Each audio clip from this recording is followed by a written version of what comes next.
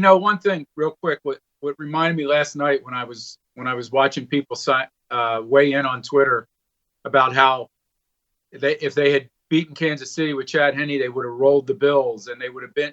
It reminded me of, and you're a baseball guy. It reminded me of the 2007 Indians after they lost to Boston after being up 3-1, and then Boston goes, and who do they get in the World Series? They get the Colorado Rockies. And they sweep them, And people were so convinced then if they had just held on and beaten the Red Sox, they would have won the World Series. You can't do that all the time. We don't know. I mean, I was tempted last night to say on Twitter, you guys are so sure you would have beaten the Bills.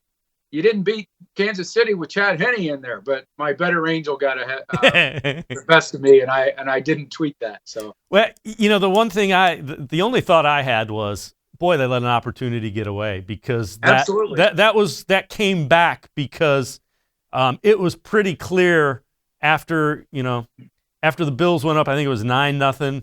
Kansas City they put it into another gear, and it was like, oh, this one's over. I mean, and if Mahomes had been in the whole game against the Browns and been healthy, not been hobbling around with a foot injury, who knows? I mean, they might have put up two more touchdowns, or who knows, 17 points.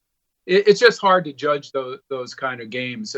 The one thing I'll say about Kansas City, I think their defensive, and especially the secondary, is better than I thought it was going into the playoffs. So I thought they caused Buffalo some real problems with just some real sticky man-to-man defense. And I think, again, we're not ready to make our Super Bowl picks here, but I've been more impressed with them defensively, and to go along with that offense, it's going to be hard to pick against them. Well, the other thing that I'll say, Chris Jones, again, he did it against the Browns. He showed up in critical spots.